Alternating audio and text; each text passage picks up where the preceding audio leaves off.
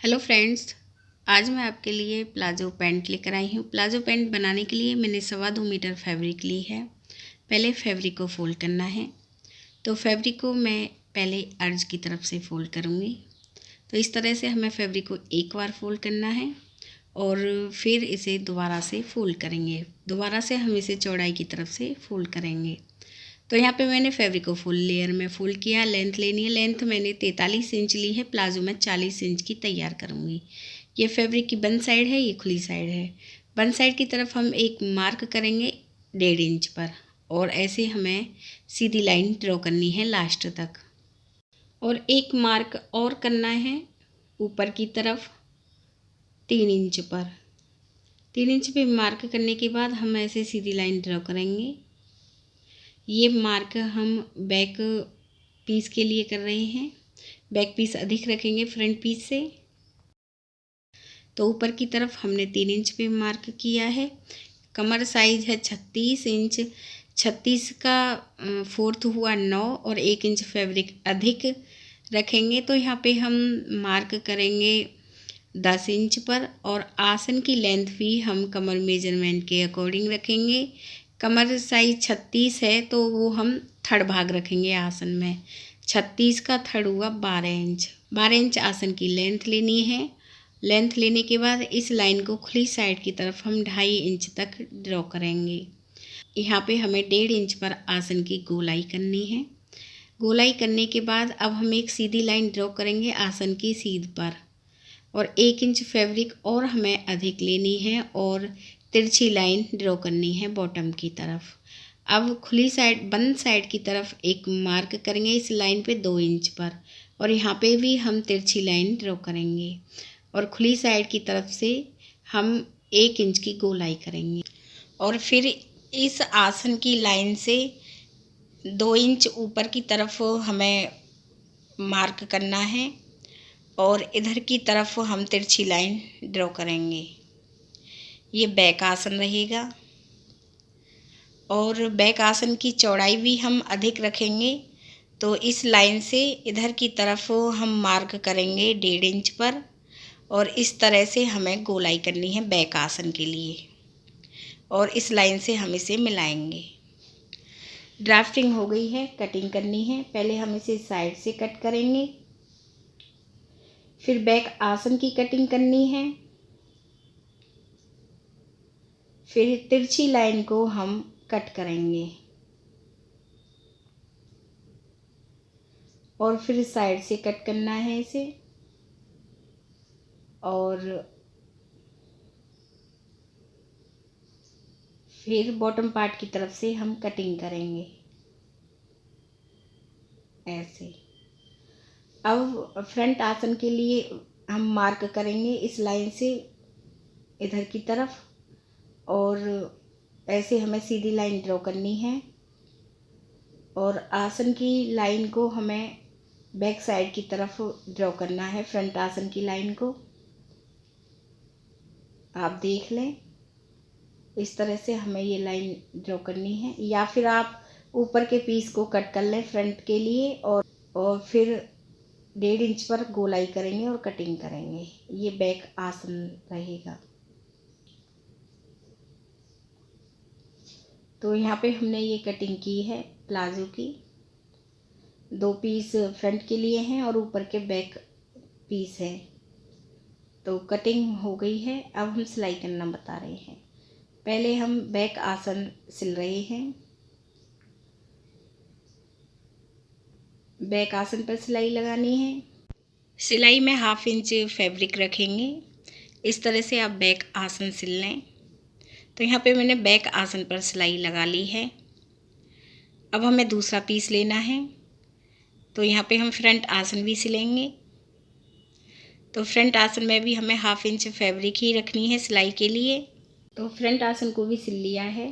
तो जिप के लिए मार्क करेंगे 7.5 इंच पर साइड में। बैक पीस लेना है। बैक पीस को हमें सीधी तरफ से रखना है, फ्रंट पीस को हम उल्टी तरफ से रखेंगे और 7.5 इंच फैब्रिक छोड़ने के बाद हमें सिलाई लगानी है और ये सिलाई हम बॉटम पार्ट तक लगाएंगे। सिलाई में हमें 1/2 इंच फैब्रिक रखनी है। एक तरफ मैंने सिलाई लगा ली है। अब इसमें हमें जिप ऐड करनी है। तो जिप के लिए हमें फैब्रिक लेनी है। इस पीस की चौड़ाई 4 इंच है और मैंने एक तरफ सिलाई लगाने के बाद इसे सीधा कर लिया है। तो मैंने यहाँ पे एक स्टेप बनाई है और चैन को हमें सीधी तरफ से रखना है और ये फ्रंट पीस को हम ऐसे उल्टी तरफ से रखेंगे और 7.5 इंच तक हमें सिलाई लगानी है। ध्यान रखें, ये सिलाई हम फैब्रिक में साइड की तरफ लगा रहे हैं। ये सिलाई 7.5 इंच तक ही लगानी है। तो यहाँ पे मैंने ये सिलाई लगा ली है। तो एक तरफ से हमने चैन को सिल लिया है। अब इसके बाद हमें बैक पीस में चैन को सिलना है। तो बैक पीस को भी हम उल्टी तरफ से ही रखेंगे। एक बार देख लीजिए, इस तरह से हमें इसे उल्टी तरफ से रखना है और अब की बार हम चैन में सिलाई लगाएंगे। हमें फैब्रिक सिलाई में नहीं रखनी है ये स्टेप वाली। तो चैन में हमें ये सिलाई लगानी है, चैन में और बैक पीस में। इस तरह से हम रखेंगे और 1/2 इंच की दूरी पर हमें ये सिलाई लगानी है। तो यहाँ पे चैन पर सिलाई लगा ली है।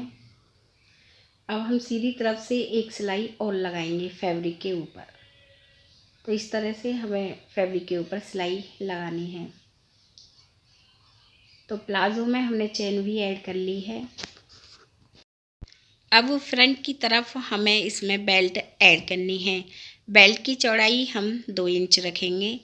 तो यहाँ पे हमें बेल्ट ऐड करनी है। तो यहाँ पे मैंने ये फैब्रिक ली है। फैब्रिक मैंने 5 इंच ली है और बुकरम मैंने 2 इंच ली है।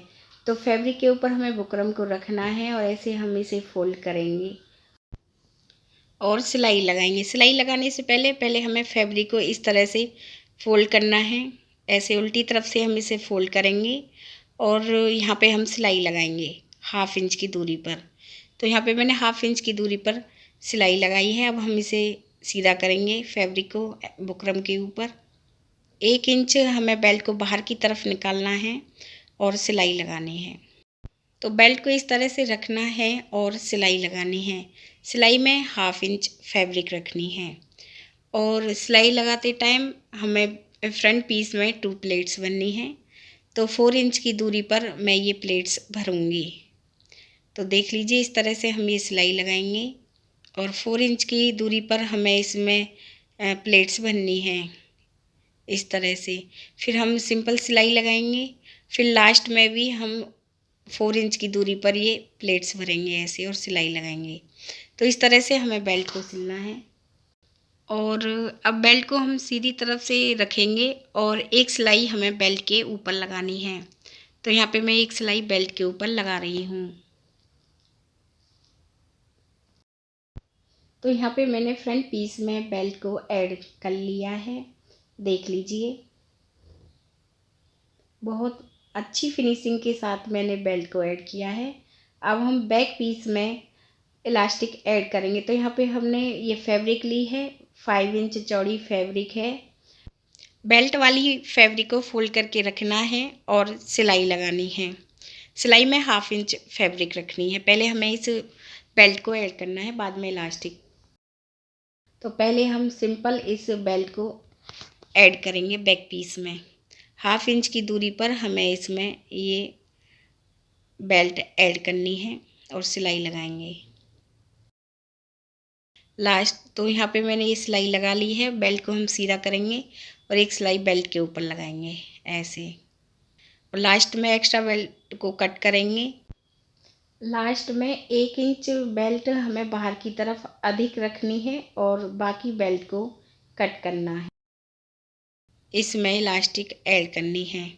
कमर मेजरमेंट के अकॉर्डिंग हम ये इलास्टिक ऐड करेंगे।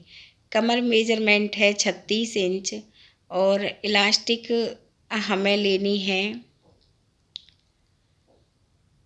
इलास्टिक रखूँगी मैं 16 इंच। 2 इंच इलास्टिक में कम रखूँगी। 16 इंच पर हमें मार्क करना है और इस तरह से इलास्टिक ऐड करनी है। सिलाई लगाएंगे। इलास्टिक पर हमें साइड में सिलाई लगानी है और एक सिलाई हमें इलास्टिक के बिल्कुल पास में लगानी है। ध्यान रखें, इलास्टिक के ऊपर हम ये सिलाई नहीं लगाएंगे, इलास्टिक के बिल्कुल पास में हमें ये सिलाई लगानी है। तो यहाँ पे मैंने ये सिलाई लगा ली है। इसके बाद इलास्टिक को हम खींचेंगे और जो हमने मार्क 16 इंच पर किया है इलास्टिक को कट करेंगे और इस तरह से हमें इसे फोल्ड करना है चैन की तरफ से ऐसे, और सिलाई लगाएंगे। और इसके बाद एक सिलाई हमें अब इलास्टिक के ऊपर लगानी है। इलास्टिक को खींचते हुए हम ये सिलाई लगाएंगे। इलास्टिक को हमें अच्छे से खींचना है और एक सिलाई हम इलास्टिक के ऊपर लगा रहे हैं ताकि इलास्टिक फोल्ड ना हो। तो यहाँ पे मैंने इलास्टिक भी ऐड कर ली है। एक तरफ आप हुक लगा लें और अब हम दूसरी तरफ ये सिलाई लगाएंगे। बेल्ट से लेकर बॉटम पार्ट तक अब हम दूसरी तरफ में ये सिलाई लगा रहे हैं। तो ये सिलाई दोनों तरफ मैंने साइड में सिलाई लगा ली है प्लाज़ो के, और अब हम बॉटम पार्ट से इसे फोल्ड करेंगे। बॉटम पार्ट से हमें इसे 1.5 इंच फोल्ड करना है और सिलाई लगाएंगे।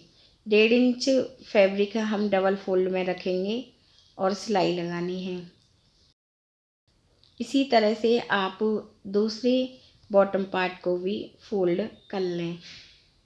अब इसके बाद मोहरी से लेकर आसन से लेकर दूसरी मोहरी की तरफ हमें ये सिलाई लगानी है।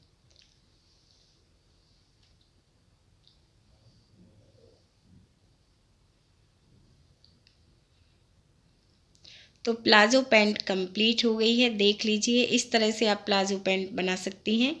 यदि फ्रेंड्स आपको हमारी वीडियो अच्छा लगा हो तो प्लीज़ चैनल को सब्सक्राइब करें, वीडियो को लाइक करें, कमेंट करके ज़रूर बताएं आपको हमारी वीडियो कैसी लगी है। वीडियो देखने के लिए आप सभी का बहुत बहुत धन्यवाद।